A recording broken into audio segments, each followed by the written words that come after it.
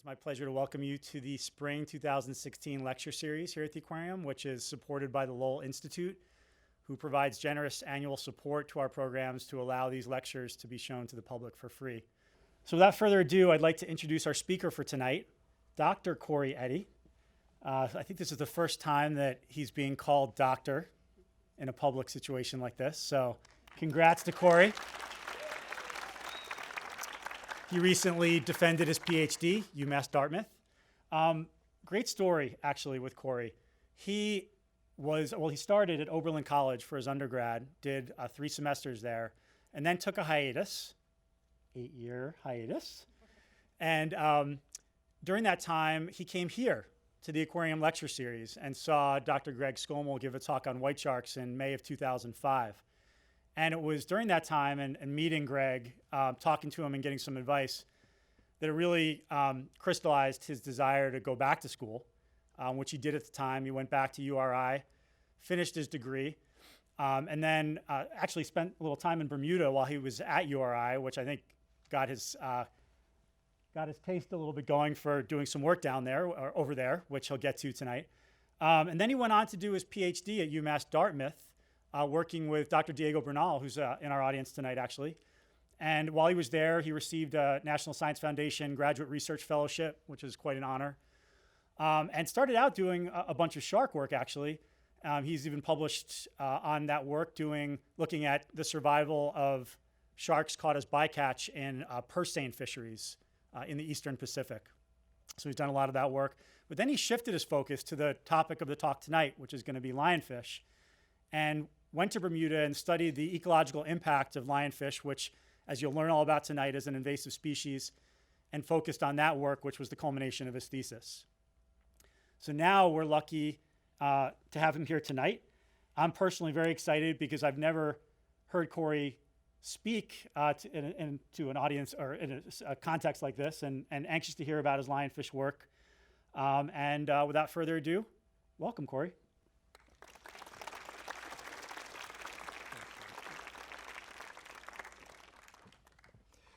Thank you all for coming. Good to see everybody, friends, family, and all you strangers alike. As John said, I've been looking forward to this opportunity for almost 10 years. It's been in the back of my mind, and fortunately, there was an opportunity for me to come out and speak with you. So I've never spoken before a screen this big. It's impressive.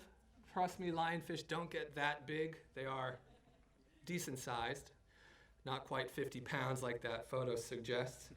Again, thank you all for coming. I'm going to dive right into things. Just to let you know what we're getting into, I want to show you just a little bit of the outline. The first half of the talk is really focused on the story of the invasive lionfish itself. So some background on invasive species, on the lionfish, its biology and ecology, so that you can understand why we're so concerned with them and why they are proving to be such a menace. The second half of the talk, I'll be focusing mostly on the research I did for my PhD. So there are 4 chapters from that work, all of which we hope to have submitted by the end of the summer and hopefully published by Christmas time. This includes the abundance and distribution of lionfish, their life history, which is their age, growth, and reproduction characteristics, and then 2 chapters on their feeding ecology, first with stomach contents analysis and second with stable isotope analysis. So getting right into the background, what in the world is an invasive lionfish? I'm sorry, but I have to start with some definitions just to get the ball rolling. An introduced species is any species that humans have placed into an ecosystem or community in which it does not naturally occur, and that can be intentional or it can be accidental. An invasive species takes that definition up just 1 notch because it's any introduced species that's likely to cause environmental harm, harm to human health, or economic harm. We actually have 2 lionfish species in the Atlantic Ocean. We lump them together as the lionfish complex.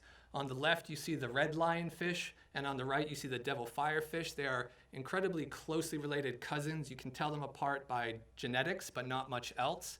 Everything else about them is identical all the way down to their reproduction. So for the most part, we call them the lionfish complex, and we lump them together. So going forward, when I say lionfish, I'm generally speaking of both of them. This is where they're normally found. or where they're normally found and where they're found now. See if, I don't think the pointer is working. Doesn't matter. The blue is where you would naturally find the devil firefish. The green is where you naturally find the red lionfish. Everything in red is where they've actually invaded. So if you notice up at the Mediterranean, we actually do have the devil firefish in the Mediterranean. It's much less of a severe problem right now. We don't worry about it much. When you look at the Atlantic, you can see the range where we find them now. The gridded line is actually where we expect they'll be found, but I have a red dot in Brazil because in 2014, one lionfish was actually found there. And I've highlighted Bermuda in the northern Atlantic just so you know where I'm focusing my work. This image should recycle for a while. You can notice the date at the top. It started in 1985. It shows you all the sightings of lionfish as they accumulate. You notice it started very slowly in 1985, took about 15 years till they arrived in Bermuda, and another 4 years after that before they got to the Bahamas, at which point you really see the population blowing up. It's a matter of, first of all, we see a lot more people paying attention, but also, of course, the population is blowing up. So we get to 2013 and we start over. The first sighting was in Dania Point, Florida, near Miami Beach. Lobster fisherman pulled up his traps. There was one or two inside. Called the authorities. It goes into the record books. Again, it took a very long time for this to develop. Again, 15 years. It wasn't until 2000 when they got in Bermuda, 2004 when they got to the Bahamas. And this all started with the aquarium trade. It's a beautiful fish. You can buy them at Petco. You can buy them in the corner market. And what happened, we presume, we don't have the evidence, but somebody or some few people had them in their homes in Florida and for whatever reason let them go into the ocean thinking they were doing the humane thing for that fish, not recognizing the potential problem they're unleashing on the Atlantic Ocean. So what makes them so special? Well, a few things. First of all, they grow incredibly fast. Within 1 year of life, there are just about 12 to 15 if not 20 centimeters, and they're already full-blown mature adults. So this lionfish you see behind me, even though it was only 4 inches and it was maybe 9 months old, it's already an adult. It's already making baby lionfish. So it gives them this jump on things. It means that they can get established really quickly, and it helps them to disperse and spread out fast. They also make a lot of eggs. In the right condition, a mature female can spawn year-round, sometimes every 3 or 4 days. And each time she lays eggs, she can lay around 30,000 eggs. So that's about 60,000 eggs in a week. That's nearly 2 million eggs every year. Now, compared to a bluefin tuna or something, that's obviously not a lot, but for a small fish like this, especially considering its invasive nature, that's a big, big number of spawned eggs, and that helps to explain how they've dispersed so well and become so successful. And so that actually helps explain how they got to Bermuda. This egg mass, I didn't explain, you're actually looking at an ovary there. The dark material is the ovary itself, and all the lighter stuff around it is the spawned eggs that are embedded in this gelatinous matrix. It's very buoyant, it forms a hollow ball, and it sits in the top 10 meters of the water column, and it goes wherever the currents push it, wherever the winds push it. And that's actually helped them disperse quite a bit in the past 25, 30 years. And that's how we figure they got to Bermuda in the first place. The red dot behind me in Florida, that's where we first sighted them. The green dot is Bermuda, somewhere in the middle of the Sargasso Sea. So it takes about 4 days for the eggs to hatch. And then we've got these tiny little larvae floating around in the sea. And they have a 25 to 35 day period before those larvae are ready to settle onto the substrate. So that doesn't put them right on top of Bermuda, but it puts them in the Sargasso Sea where they can end up on seaweed or a paint bucket or anything floating around. There will always be food in an area like that, and then they can start growing. They can start eating and feeding and growing, and they start their own little ecosystem, which eventually, by currents and wind, would get blown to Bermuda. So that's how they dispersed through the Atlantic, and that's how they got to Bermuda itself. Lionfish, you need to understand, are a generalist predator. They have an incredibly broad diet. They will eat anything they can get their mouths around, and this all comes from their behavior in the Indian and Pacific Oceans. Over there, everything recognizes them as a threat. They've lived side by sides for thousands of years, so they just happen to recognize they have this not learned behavior, but this evolutionary behavior where they know lionfish are dangerous, they avoid them, which means the lionfish has to take every meal possible, so it becomes a generalist, opportunistic predator. Whatever it is, it's going to eat. When they have that programming and you introduce them to a new area where fish don't recognize them, it's a wide open menu. They can get anything, nothing's running from them, nothing's hiding. And this video, this short video, will sort of show you what I'm talking about. We've got 2 lionfish right there. This is only in 20 feet of water. And we've got this huge school of juvenile tomtates. And the tomtates do not care that there's a lionfish stalking them. They're eyeing it, they're looking for something to eat. The tomtates have no idea. They're naive to the presence and the danger of lionfish. So they go about their business, and the lionfish can pick them off one by one. And that helps explain why they eat so much and why they're so successful in such a problem. Bit loud, sorry about that. The fact is, the more lionfish we have, the less of everything else we're going to have. This means less fish, less crabs, less lobsters, and ultimately a less vibrant, healthy coral reef ecosystem, or less healthy ecosystem wherever they're found, whether it's the rocks in North Carolina or pilings down in Florida. We have actually a lot of evidence already that they could potentially have impacts. There was a study done in the Bahamas back almost 10 years ago now. They found coral reefs about the size of this room, actually probably only a quarter the size, that had 0 lionfish on them. They they grabbed live lionfish, the word eludes me, sorry. They captured live lionfish, moved them to these reefs where there weren't any before, and they counted the small juvenile fish for the next 5 weeks. In that time, they actually lost 80% of the juvenile reef fish population because of lionfish predation alone. So you can see how quickly these guys can cause damage to the reef ecosystem. There's further evidence of what we call a trophic cascade in the Bahamas. This is a domino effect. When you have an effect on one corner of the ecosystem, it can ripple across the entire environment. So if something happens in this corner of Bermuda, there's going to be consequences across the way. So for example, if the lionfish population continues to blow up throughout the Atlantic, they're going to keep eating everything as they do. And if they consume all the herbivores, things like parrotfish that are eating seaweed, then the population of herbivores will decrease, which means there's nothing left to eat the seaweed, so the seaweed population or coverage is going to increase.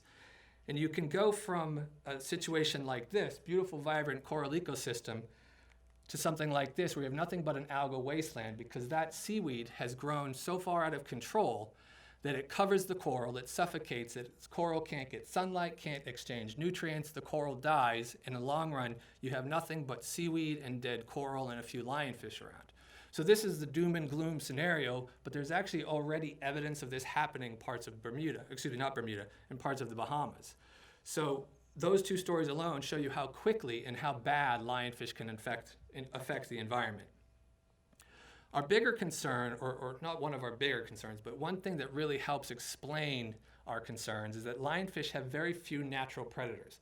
It's true that sometimes a shark will come along or a snapper will come along, grip one of these and eat it, but it's not the sort of thing that happens frequently enough to have any impact on the lionfish population. So nothing's eating them frequently enough to minimize the population and its damage. The reason for that is easy to explain. They have 18 venomous spines. You can see all the red spines here are those venomous spines. It's not poisonous, it's not necessarily fatal, but for anything that grips it, tries to take a bite or swallow it, it's going to learn that that's not the best choice. So when we hear about a shark or something taking one, we know it's probably not going to be repeated. And the spines themselves are really interesting because they're not like a snake bite. They're not like a true syringe you'd see at the doctor's. That's a close-up of some of the spines on its back. So you can see how sharp they are. They stick out at the ends. They're covered by this tissue sheath. This is actually a cross-section of one of those. So again, it's not a true syringe like you see at the doctor or like a snake's bite. Instead, you have this T-shaped spine in the armpits of that T, where you see the letter B. Those are actually the venom glands. The venom glands run about 3/4 the length of that spine. And when the spine is pressed into your flesh or the flesh of an animal, it forces down that tissue sheath. And when it does that, it shreds the venom gland. It sort of liquefies it. And by that process alone, that venom can then travel through the grooves, so those armpits of the T-shaped spine, and they can get into you. So with that mechanism, you can sort of understand why nothing out there eats them. And of course, there's more. It gets a little bit worse. Lionfish in the Atlantic are actually a lot larger than they are in the native range. In the western, in the Red Sea, the largest we've ever found is about 13 inches. The record throughout the Atlantic is 18 3/4 inches, so we've found them that size in Bermuda. They've been caught that size in the Bahamas and everywhere else. So they're nearly 6 inches bigger than in the Indian and Pacific Oceans, presumably because they're eating so much more food, they just have that extra potential for growth. Lionfish in the Atlantic are also far more abundant than they would be in the Indian and Pacific Oceans. In the Red Sea, they find about 80 lionfish per hectare, and a hectare is about the size of a soccer field. In parts of the Bahamas, they've actually found somewhere around 400 lionfish per hectare.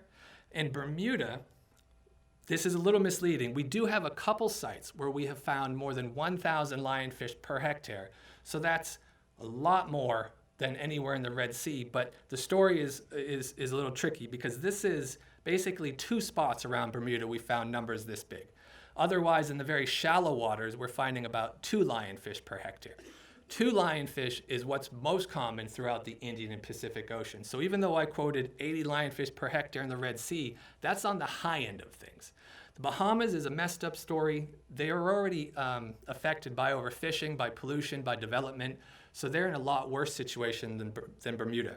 So again, in the shallow waters of Bermuda, we found about 2 lionfish per hectare, and that number gets bigger as you go deep. So those hotspots I mentioned, where we found about 1,000 lionfish per hectare, that was actually 200 feet. And it's alarming, but fortunately, when everything averages out, Bermuda has only about 60 lionfish per hectare. Lionfish in the Atlantic are also consuming far more prey than native reef fish from the Atlantic. Lionfish can eat anywhere from 40 to 60 different species of fish and crustaceans. Most fish in the Atlantic Ocean don't consume more than 15 different species. So not only are they eating huge amounts, like you see in this photo shows you something like 34 fish that came out of one lionfish, but they're eating huge quantities and a huge diverse number of species. They're actually eating so much, they're developing these massive deposits of fat in their guts. It's a common sign of overeating in aquarium fish.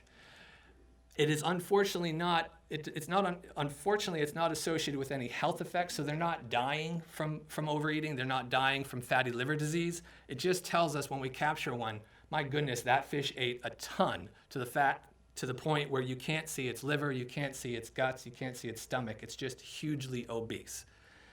This is what we call a forever problem. It's impossible to ever eradicate lionfish from the Atlantic Ocean, but we can hope to control them through vigilant culling efforts or an active lionfish market. And you might have heard on the news recently, this is actually starting in parts of Florida. Whole Foods, there was a big article come out the past couple of weeks. Whole Foods has recently gone to the lionfish spear fishermen, and they've created a market. They're filling all 26 of their stores with fresh lionfish meat. And that's the only way we can actually hope to control them. It's a very tricky story because they don't take a hook very often. If you don't put a hook on their face, they're not going to take it. They're so lazy and arrogant, they're not going to bother swimming 10 feet to get your bait because they can hang out and just drift in the water and catch a free meal. So that means it's a very limited fishery. You can only really capture them with spears, scuba divers, or free divers. Sometimes they're taken in big numbers in traps, like lobster traps, which is something we're developing in Bermuda. But still, it's a very limited fishery, and it's going to take quite some time to get moving. Excuse me. Again, that is the only solution. They say that you have to eat them to beat them. They are a delicious fish. We've got an omelet, we've got a fish sandwich, we've got homemade salsa on top. They're delicious, they're healthy for you, they're high in omega-3s or 6s, whatever is the good fat. They're very low in heavy metals, they're good for the environment. And if you like seafood, they taste a lot like grouper and snapper, and they're very easy, mild white fillet, so you can prepare them any way you'd like. Salt and pepper works, butter, these things work. So it's very strange to say, but the solution is to eat them. And it's odd because it's actually the inverse management. You know, everything else we try to limit the fishing to provide protection for the environment. With lionfish, we want to open the floodgates and say, just go out there, catch them all, ruin the population, and save the earth. So that's my introduction to the lionfish problem. Now, of course, I want to get into the work I've done for my Ph.D. Just a few introductory details for that. The overall objective of the work I've done the past couple of years is to provide the vital biological and ecological data to inform and direct Bermuda's lionfish control and management plan. So everything I'll be talking to you about now is related back to that. Everything I've tried to study and to learn will help Bermuda figure out what to do, not just where to target them, but how to manage lionfish and other things. So try to explain that as we go. First of all, this is Bermuda. All my friends, when I disappear for the summer, they think I've gone off to the Bahamas, and they always say, how are the Bahamas? Well, I'm sure they're nice, but I've never been there. I work in Bermuda. It's about 600 miles off the coast of North Carolina in the middle of the Sargasso Sea, in the middle of the Atlantic. This is another map of the platform itself, so you can see a little bit more what the island looks like and the depth contours around it. So we've got a very broad, very broad platform, which is mostly small patch reefs and open sand areas surrounded by the drop-off platform, where it goes very quickly from about 100 to 200 feet and then down into the abyss very quickly. So this map also shows you some of the sightings or some of the places I collected lionfish. Throughout this project, I actually sampled over 1,500 lionfish, and that map points out where most of them come from. So you can see most come from the South Shore. It's easy to get there. The North Shore platform is 10 miles away, so we actually don't have a lot of effort out there. And the fact is, I already mentioned that they don't take a hook. They're often caught in traps. So 1,500 fish means 1,500 events where somebody was in the water with a spear capturing them. And it sounds like it might be difficult, but they're incredibly easy to catch because they're lazy and they're arrogant. They know that nothing is going to eat them because they have this programming. They know they have the 18 spines and that nothing bothers them. So I'll show you, I don't have any videos of capturing them. I didn't know if people would be turned off by that. So instead I'll just show you how they behave. And here we go. Sorry again for the volume. I actually want to start this over. I saw this fish from about 20 feet away. I approached it, and what you see in about 5 seconds, it doesn't run, it doesn't flee, but you see it hesitate, you see it flare up. It put its spines up, and it cocked its tail, so it was ready to go, but it didn't need to go. And then 2 seconds later, it relaxes. It puts its spines down again, it goes about its business. It has the response where it sees me, and it still thinks, there's this large object coming at me, it's making bubbles, it's making noise, I should at least be on point. But it takes 2 seconds before they remember I'm a lionfish and nothing's gonna bother me. So because that behavior, it's really incredibly easy to capture them. You can put the tip of your spear against them. You can almost tickle them. You can have it inches away before they'll move. So 1,500 lionfish was a lot, but considering this behavior, it's actually incredibly easy to capture them once you find them. So with that said, I want to get into the first chapter of my dissertation, the abundance and distribution of invasive lionfish in Bermuda. I'm not going to do too much science. I'm just going to try to explain what we found without tables and figures and all that boring stuff. But I do warn you at the end, there's a little bit more of that. So for this first chapter, our objectives were to find out where lionfish can be found in the greatest number in order to most effectively target them. And what we did, we had, I'm going to go back to that one, we had all these sites across the island at 30 feet, 60 feet, 100 feet, 150, and 200 feet deep that we surveyed. So we tried our best to spread that out across the entire island. We didn't want to focus on any one section, although South Shore did get a little bit more attention. Once we were on site, we did these underwater visual surveys where we had one diver looking through an entire area about 30 feet by nearly 100 feet long, and we call that a quadrat, a rectangular quadrat. We had the diver looking under every ledge and every nook and cranny on top of every cave, inside every cave, trying to find everywhere the lionfish could be found to count them. And from that, we can then go on and start estimating the density. And this is just a couple photos of the team in action. That's me decompressing after a deep dive. So again, that's where our effort was. At the same time, we actually had people in the water counting reef fish for a different study. We wanted to count what reef fish were available as prey items, which we then will eventually compare to stomach contents and try to figure out if there's any reason that lionfish are distributed according to prey availability. But that's another story for another day. Diving right into the results from this section. Most of our work was conducted throughout the summer, so it's really hard to comment on their behavior throughout the year. But what we found is a huge abundance, as I mentioned, in deep water throughout the summer. On average, at 200 feet, we found about 200 lionfish per hectare. Again, hectare is about the size of a soccer field. And those numbers decrease as you come shallow. So at about 150 to 100 feet, we only found around 40 lionfish per hectare.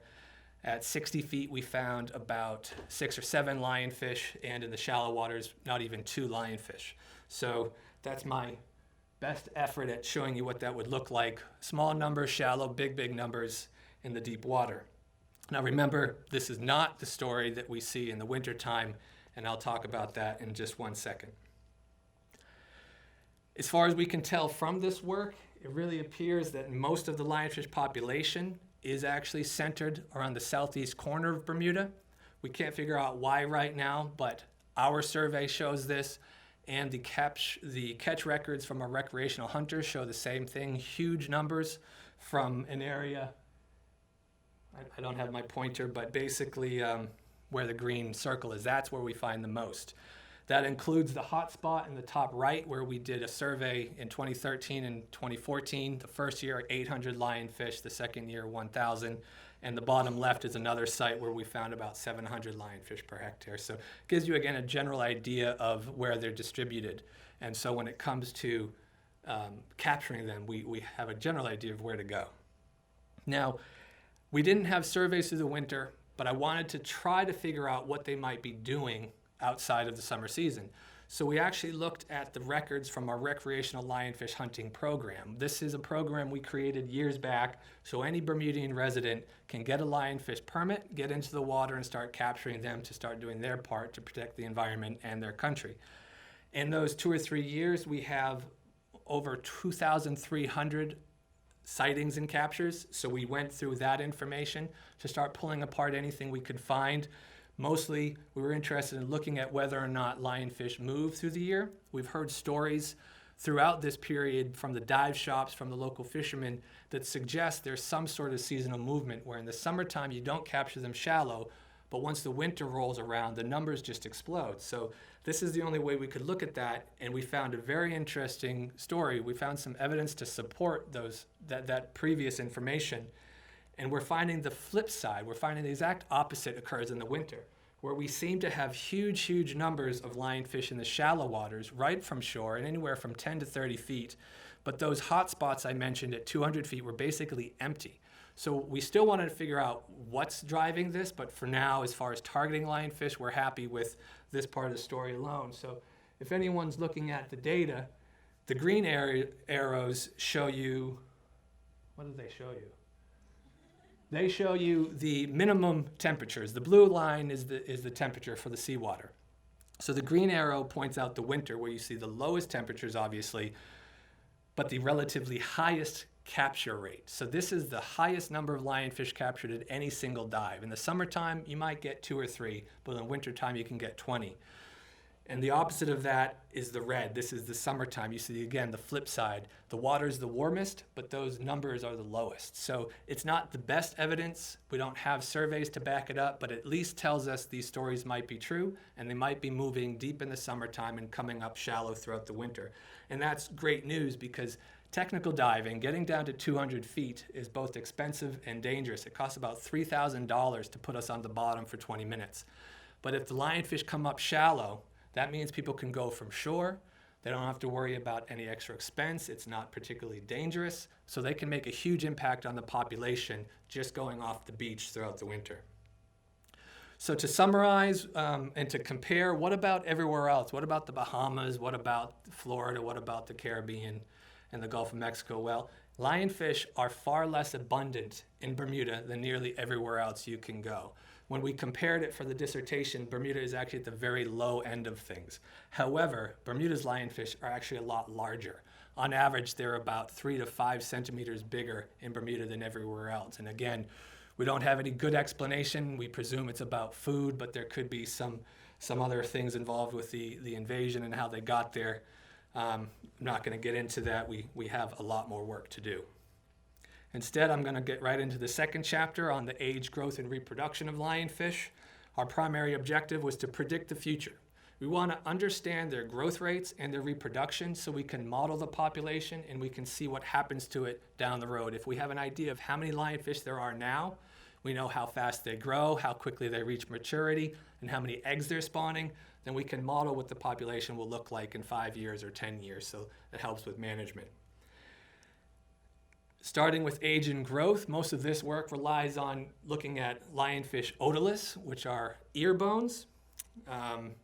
They grow a lot like a tree. They have if you take a cross-section, they have annual growth rings that you can count to figure out their age. That's an otolith on the left, not very big. On the right, you see two cross-sections of different fish, and you can pretty much see those growth rings, and I've marked them in red. So it's very straightforward. You take a cross-section of that ear bone, put it on a glass slide, put it on the microscope, and you can count its age. From that information, we put it into a computer model. It spits out a growth curve that tells us their growth rate, their maximum size, and without going into much more detail than that, we can start figuring out the population growth, the growth of individuals and the age at certain sizes and basic life history stuff for these models I mentioned. The bulk of this chapter was focused on reproduction, and all of this work relies on ovaries. I wasn't so concerned with male reproduction characteristics. In general, if the female's ready to go, the male's ready to go, so we focus on the females for this chapter. What you see on the bottom left there is an ovary. Just like with the otolith work, we take a cross-section. We put it through this machine called an autotechnicon, which I affectionately refer to as a Decepticon. That dehydrates it, it takes all the water out, and then we infuse it with wax. So we're actually forcing wax into it so that we can take an even thinner section, thinner than paper. We put that on a glass slide, we dye it different colors, so that then we can see this beautiful cross-section of a mature lionfish ovary. And lionfish are very interesting. They are batch spawners, asynchronous batch spawners, which means in the right condition, they can go year-round, as I've already mentioned. In order to do that, they have to have this conveyor belt of eggs maturing, and that's what you see. PG in the top left, that's primary growth. Those are the least mature oocytes. CA is cortical alveoli stage. They're just starting to mature. They are just starting to grow. VTG3 is a vitellogenetic stage. They're almost ready to go. And then the H means they're hydrating. Those are actually mature eggs that are hydrating, meaning this fish, before we captured it, was maybe an hour or 2 or 3 away from spawning. So with all of this, we did this for dozens of lionfish every month of the year. We can get a lot of information. We can figure out, based on the otolith work, we can find out what size they're maturing and therefore what age they're maturing. We can figure out how many eggs they're laying at each event and whether or not that changes with size. And most interestingly, we can look at seasonality. So we can actually figure out what stage they're at from January through December. And basically, I'm not going to show you any pictures for some of this. We found that Bermuda's lionfish are maturing a little bit later than other places, so about 10 millimeters, so barely 1 full centimeter larger. They're reaching maturity. They're laying just about the same number of eggs, anywhere from 7,000 at the smallest mature fish, all the way up to nearly 50,000 lionfish for the biggest, 50,000 eggs, excuse me. And this is all very similar to everywhere else, whether we're talking about Cayman or Florida, the Bahamas, very similar across the board. The one thing that really stands out, and this needs more work, so I want to say that this isn't set in stone, but we so far believe that in Bermuda, lionfish have an abbreviated spawning season. Everywhere else you find them, they're spawning year-round, every month of the year, every 3 or 4 days. But it seems that in Bermuda, they're only going from maybe May until the end of November. And there's 2 ways we looked at it. The blue line, again, is sea surface temperature. The thick black line is called the gonadosomatic index. It's basically a measure of the ovary weight. So you see that throughout the winter, the ovary weight is relatively low But once the sea surface temperature increases, or think around May, the ovary weight starts to increase too, because the females are starting to put a little bit more energy into developing those ovaries and developing eggs. And this follows the sea surface temperature. And then once the temperature drops again at the end of the season, it also drops. So we see this very clear indication that throughout the winter, they might not be so concerned with reproduction. They have very minimal investment in it. We also found something very similar when we looked at the stages of lionfish throughout the entire year. Now, there's a lot of colors up there. You really just need to focus on the light greens first, and then the light blues, and then the greens in a second. All the light blue is what I would call regressing or regenerating. We have no sign that they're actually active. There's no hydrating oocytes, there's no vitellogenetic sites, or oocytes, They just seem to be taking a break from reproduction. And you see all these light blues throughout the winter. And then if you flip that around and you look at the greens, the light green means they're ready to go, but the dark greens means they're actually going. So when you see the dark green, that means I've seen hydrated oocytes, so they're ready to spawn.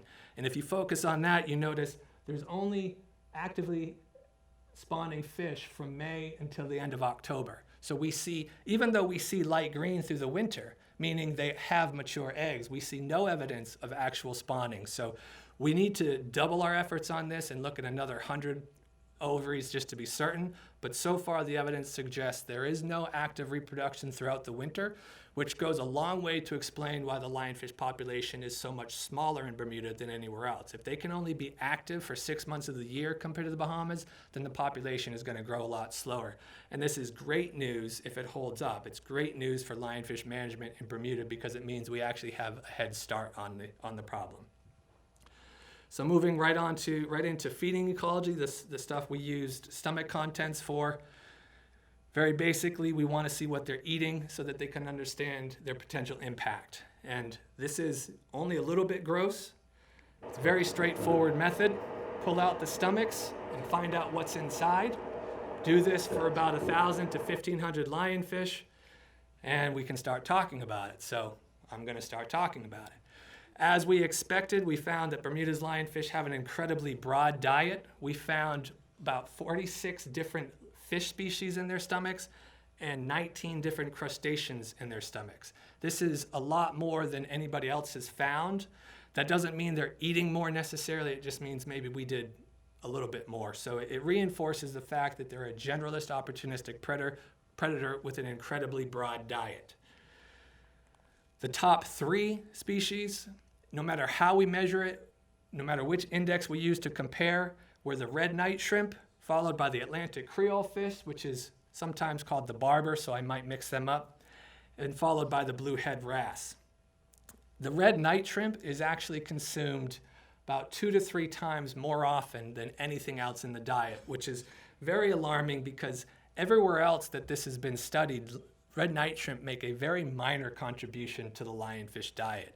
So first of all, to repeat, the red night shrimp is the #1 diet item for Bermuda's lionfish, but overall, crustaceans by themselves are making a much bigger contribution than anywhere else. Most places you'd see about 75% fish and 25% or less crustaceans. We have about 50-50. So it's just interesting to see the diversity in what they eat. And when it comes down to looking at the impact they might have, we have to understand that crustaceans are important to the ecosystem and they're taking a much bigger hit in Bermuda. There isn't much more to talk about as far as stomach contents go. So I'm going to get into feeding ecology that we investigated using stable isotope analysis.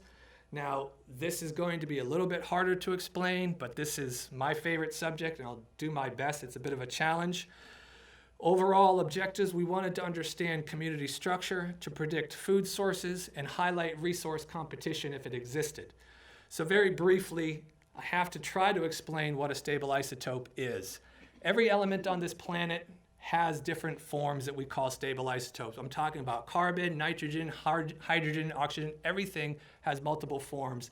The only difference between forms is the number of neutrons in the nucleus of that atom. So carbon has carbon-13 and carbon-12. They also have a radioactive carbon, carbon-14, which you hear about when they are measuring the age of fossils. Nitrogen has nitrogen-15 and nitrogen-14. Again, the only difference is the number of neutrons. And that one single neutron addition or subtraction means that that atom is heavier or lighter than its others. And because of this difference in mass, this very tiny difference in mass, these atoms, these stable isotopes, react differently. If, for example, I have a glass of water, excuse me, and I do, this has hydrogen and oxygen in it.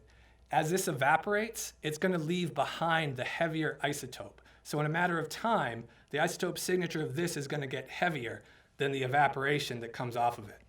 Because of that, we can learn a lot of different ecological characteristics in a food web. And I'm going to tell you briefly some of the things we can figure out.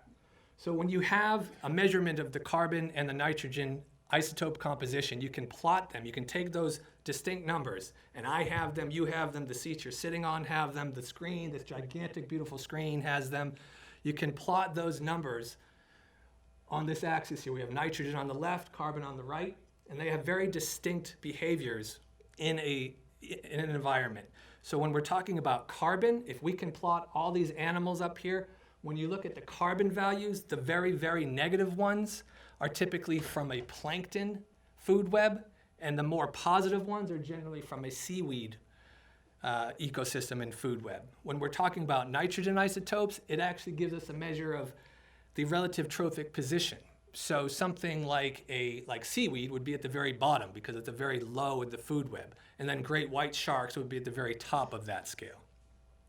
We can also look at the isotopic niche of an animal or a community or a species. Isotopic niche is sort of like your carbon footprint, but it's your footprint in the environment. It's the sum of every interaction you have with the environment. So it's not quite a carbon footprint. It's not exactly an ecological niche, but it sort of gives you the same idea. It's all the relationships that one animal has with the environment. And we can plot those as well in isotope space. When we have a couple, we start looking at overlap. And anytime you see overlap, it actually suggests competition for resources. Now, again, it's not exactly competition. It doesn't prove competition, but it suggests competition. So with that said, diving right into results, I just want to show you some pictures because it really provides this interesting two-dimensional picture of an ecosystem. This is all the mesopredators that we captured in Bermuda's coral reef environment on the South Shore. These are all fish-eating things. These are all animals that eat fish, and they're all about the same size that live on the reef. And we have lionfish in the black square. We have benthic piscivores, which are things that eat fish that live on the bottom. We have pelagic piscivores that are things that eat fish and live in the water column. And then we have invertivores. Those are things that eat crustaceans. And you see this very broad distribution in space, both horizontally, meaning they draw from very different resources, but also vertically, meaning there's a broad range in trophic position. So the food web is very broad. Again, I'm not going to say much. This is all the prey items. This is everything that we could capture that lionfish eat. Same general thing. I'm not going to get into details. And then we have the primary producers too. These are the seaweeds and the planktons. These are the things that form the foundation of the food web for all these animals. So you see the seaweed again all the way to the right, although pretty widely spread out. So the higher numbers are seaweed, the lower numbers are plankton. The seagrass would be all the way to the right, but we don't bother with that. Going back to what I said about niches, we can then figure out the niche of all these communities. And we see this very interesting position of them. Once we start breaking it down, we see some more interesting relationships. These are 8 important mesopredators that overlap substantially on the reef, so they suggest a lot of competition for resources. And I'll follow up on this towards the end. I just want to get into a couple things, good examples coming up. There's a lot more to it, and the last thing I want to try to explain is something we call the enrichment rate or the discrimination factor, which is how stable isotopes change from one trophic level to the next. So starting out with this beautiful bowl of seaweed salad, seaweed is a primary producer, so it's at trophic position number 1, and it's eaten by the red night shrimp. So you could see how the carbon values and the nitrogen values change. They both increase by a very specific number. Lionfish then eat that red night shrimp. So these numbers change in a stepwise pattern. And those are called discrimination. That triangle there is called the discrimination rate from carbon or nitrogen. Now, of course, you don't need to memorize any of this, but it's going to help explain something in 2 slides. We wanted to figure out those discrimination factors, and the only way to do it is to take captive fish, feed them one single source of food for as long as possible. So we had 11 captive lionfish in Bermuda that we fed the Bermuda anchovy for 10 to 14 months. The idea is that if an animal eats one single source of food, then their isotope composition can only reflect that source of that isotopes from the source. And that discrimination factor is simply the isotope value of the predator subtracting the isotope value of the prey. So more science than I wanted to get into, but once we have those DEL values, those discrimination values, we can start back calculating where we think the resources are coming from in an ecosystem. So again, we have the lionfish, we have the secondary consumers, which are the predators, we have the primary consumers, which are the prey. And we can back calculate with those same numbers, for example, from the lionfish niche, go back 1-2 steps, and then we can sort of figure out that the lionfish are drawing their resources from that area in dark gray, and you compare it to the big open circles, which are seaweed, and the black circles, which are plankton, and it actually shows you or suggests that the lionfish food web derives primarily from plankton, and the same is true about the predators and even the prey. So in this place where we did our work, most of the food webs derive from planktonic sources of food, not the seaweed. So it might not make a lot of sense, and you might wonder why, but as far as management goes and control of lionfish, this is very important to understand.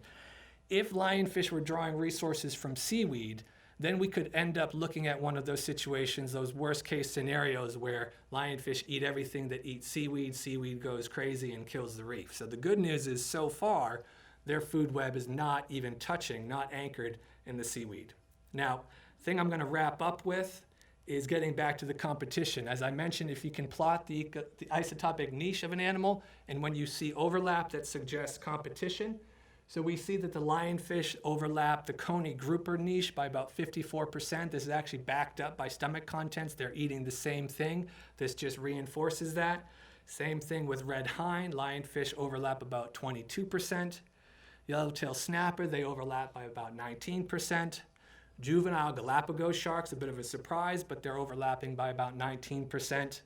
So again, it doesn't guarantee overlap or competition, but it suggests it, which is important for resource management, because if coney grouper, for example, are already struggling, if their population is already declining, and we can show that they're competing with lionfish for 50% of their food, that actually suggests that in time we might need to manage coney grouper differently. We might need to tell the fishermen, lay off the coney grouper, the lionfish are having an effect on them, and that's where this comes into play.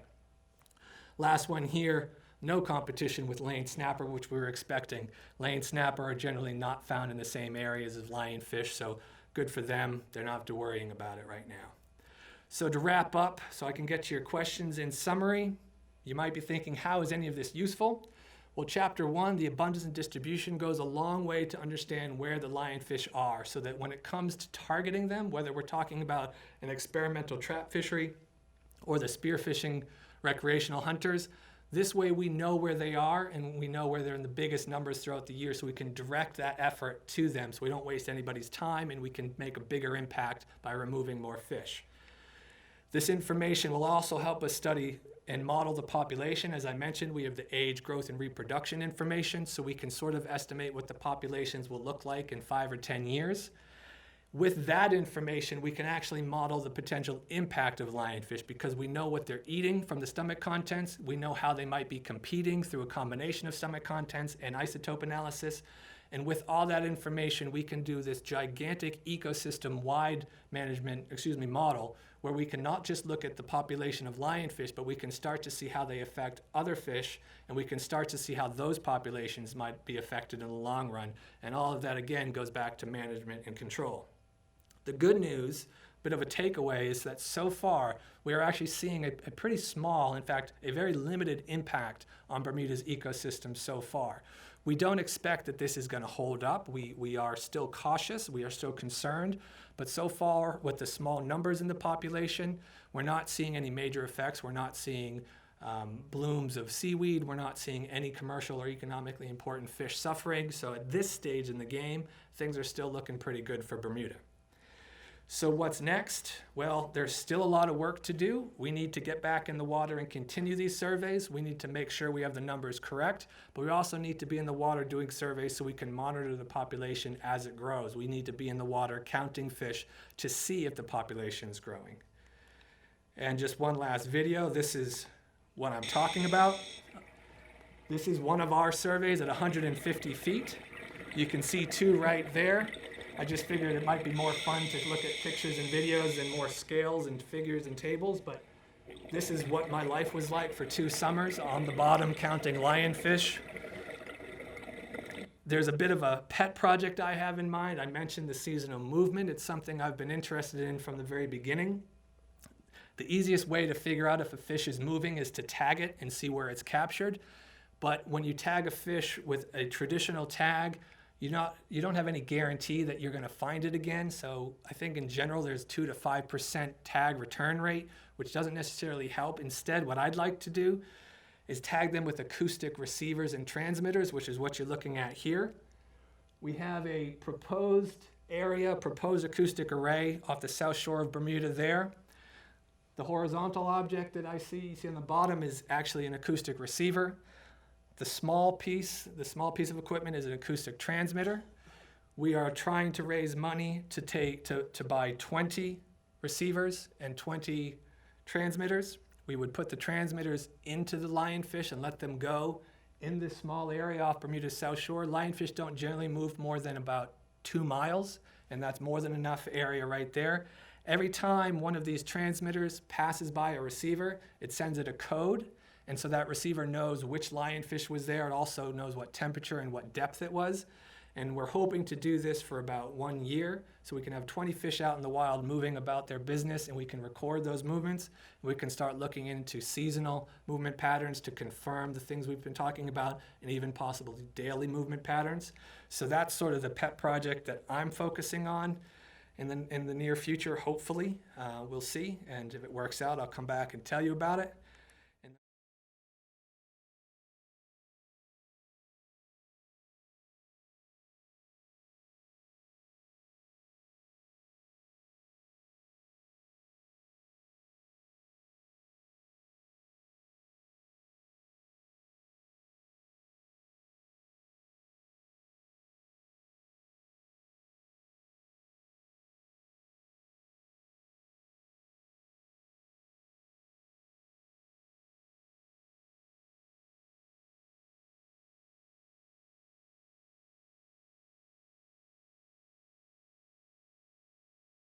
The question was, talking about these transmitters, what's the battery life, how long do they last, and things of that nature.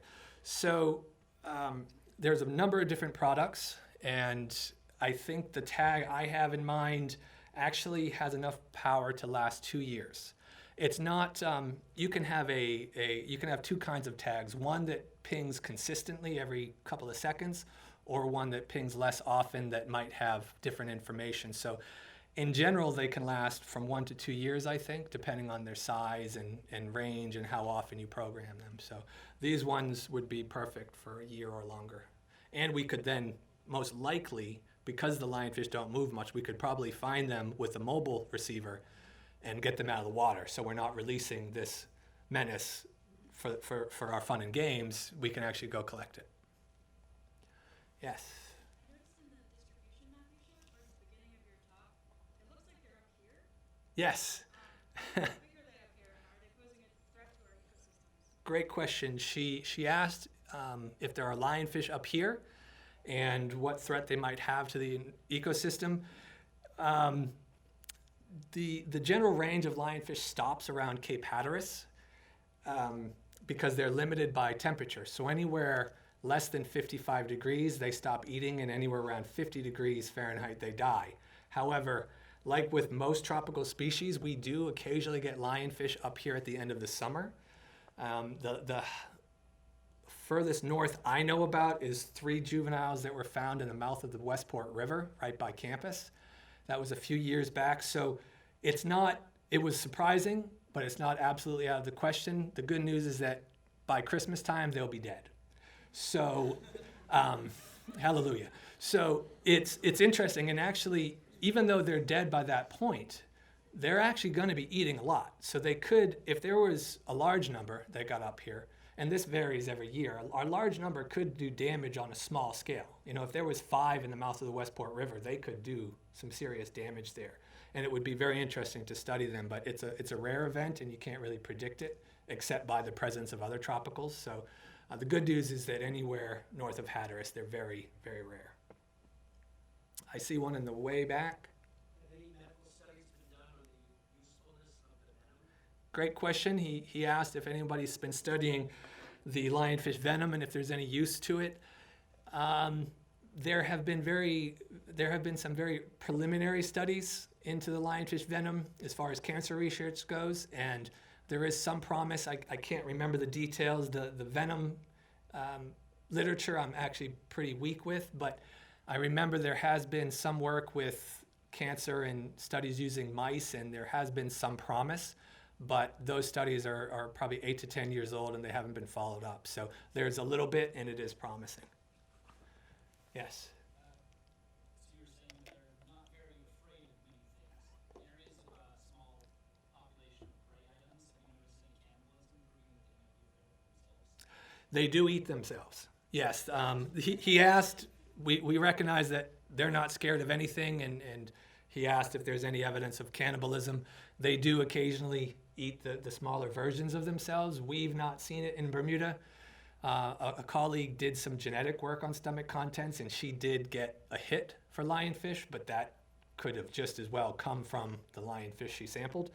So there is evidence that they eat themselves. They'll obviously going to eat the very small ones, because even by 2 or 3 inches, they have their spines and they're full of venom, and because they're so small, they're actually even sharper. So they could potentially inflict a deeper wound. So yes, they do occasionally eat themselves. Joanna. So I noticed you have them in the Atlantic. Is there a reason that they haven't been found on the Pacific? Are Californians less likely to throw their back into the ocean? Yes. She asked if there are invasive lionfish in the eastern Pacific, and whether maybe Californians are just more ecologically aware and don't throw things into the water. The water in California is a bit too cold, probably. Other than that, I can't really comment on it. Yes, they very well might be a smaller lionfish aquarium trade, but generally speaking, the water up in California is too cold. They could presumably succeed in the equatorial Pacific around Panama, but so far we haven't seen it, and it doesn't mean it won't happen, but they are taking precautions around the canal to prevent that. But I can't really explain, other than temperature, what might be preventing that. Yes, sir. The aquarium trade, the lionfish, are they coming in from Asia or that segment of the world, or could be attempts to ban the importation? He asks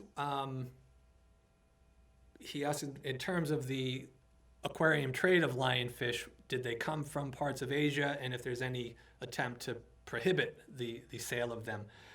Genetically speaking, we can trace all the invasive lionfish back to the Philippines and parts of Indonesia. So the trade presumably started there. We also know, genetically speaking, it then came to Florida and spread out. There has been some legislation in Florida to prevent importation, but they have not shut down the aquarium trade itself. Some of the things Florida has done are a little bit too late. You know, they say if they were to say you can't sell this fish anymore, well, damage is done. There's no point really slowing it down anymore. So unfortunately, it's too late to do anything there. But the first half of your question, yes, they come from the Philippines and Indonesia. Yes. Hold on, anybody on this side? Yes, sir. Any differentiation between the two species? Do they have similar ranges, similar behavior? They're very nearly identical. The textbooks suggest you can tell them apart by the number of fin rays they have. Fin rays are not the tail, but the one piece just above that, that's a fin ray. The devil firefish has anywhere from 9 to 11 fin rays, and the red lionfish has 10 to 12. So if you have either the low or high end, you can maybe distinguish them, but if you get the middle, which is more common, you can't. People also say that one is slightly different color. Maybe the devil firefish is more brown than red, and they say that the colored spots are different sizes, but there's so much overlap, you can't use that information. So genetically, there's enough difference to separate them. Reproductively, they behave the exact same way. Their eggs mature at the same rate, the same everything. They are, in the Indo-Pacific, they are separated by range. The devil firefish is mostly in the Indian Ocean, and the red lionfish is mostly in the Western Pacific. But even around Indonesia and Malaysia, there is overlap, and there's actually been suggestion that they might be able to hybridize. So even though they're different species, they might be able to spawn together, which is something that in time we will definitely have. If it exists, we'll have evidence for it from the Atlantic. Yes, sir. Sitting next to. You started to show a slide. I thought you were going to discuss potential predators, Mm-hmm. but you kind of moved off of that. And I was wondering also, when they're dead, do they stop becoming poisonous? Because I saw several times when we were diving, they would be speared, and almost instantly fish would eat them. Yes. So there's a few questions. One, he asked me more about potential predators of lionfish. Two, he asked if the venom, what happens to the venom when the fish is dead? And then he mentioned that he'd seen some that were speared and immediately eaten. So potential predators, yes, there are some things that eat them. Sharks occasionally eat them. Snappers and groupers occasionally eat them. There are videos all across the internet of different things eating them, but nothing does that every day. Nothing eats them frequently enough to be considered a true predator on a daily basis, so nothing's going to affect the population numbers. The venom does last a bit longer after that fish is dead. We have had fish, a dead lionfish on ice for 2 days that a colleague got stuck with, and she received an envenomation. So it's a protein, so the only thing that actually breaks it down is heat.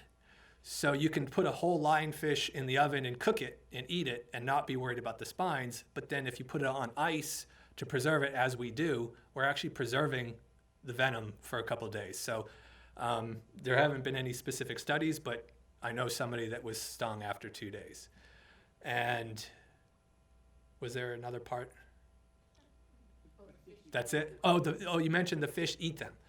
A lot of times in the Caribbean, dive shops would try to feed dead lionfish to bigger predators, thinking that they were going to create some sort of delicacy, that they were going to turn these other predators onto eating lionfish.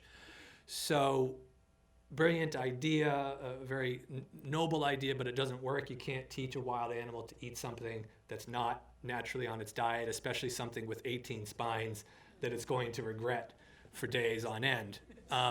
So what you probably saw, once the fish is dead, it is manageable, you can handle it, and fish with small mouths might learn to eat it. So what you probably saw was, instead of predators learning to eat lionfish, they're learning to associate divers with the free meal. And once that fish is dead, they can nibble at it. I've had a similar story from a friend who had mutton snapper pull a lionfish off of her spear, but ignore the live lionfish 2 feet away. So it reinforces the fact that they don't care that it is a lionfish. They only care that it's a free meal. And the problem that situation has developed to a point where it's a problem, because sharks will show up when they hear an anchor, as they often do at dive sites, but they started to harass divers. It's now illegal in Cayman to feed lionfish to anything because there were some very close calls. And again, it's a brilliant idea as far as maybe this will work, and it's definitely well-intentioned, but it backfired. Corey, one more question. One more question. New hands? Yes. We were recent down in the southern Caribbean, and the lionfish have learned to avoid divers. Yes. Being scared and stuff. And the other thing that we've noticed is that they're more active, or they come out more in the late afternoon, evening. Mm-hmm.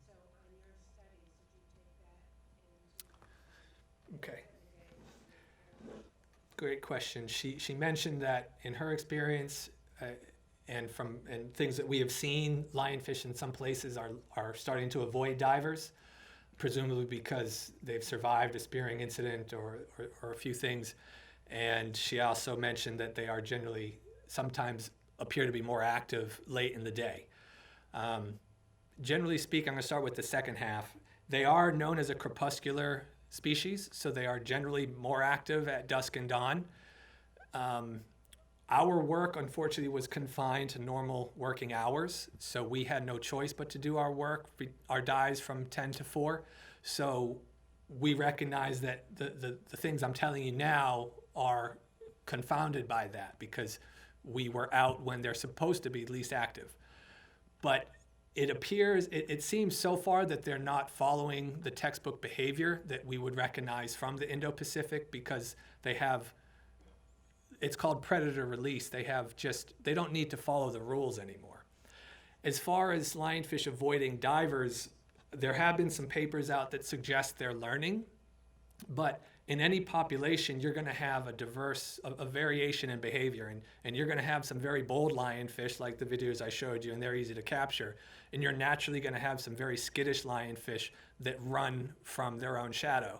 So these papers suggest that they're learning to avoid divers, but it's equally possible that we've only got the skittish one left in some of these areas. And we have seen that rarely in Bermuda, but it's sort of evolution on a faster pace because we've just happened to have, or in these areas, it's just the bold ones are dead and the skittish ones are left to run. Is that it? That's it. Okay, thank you.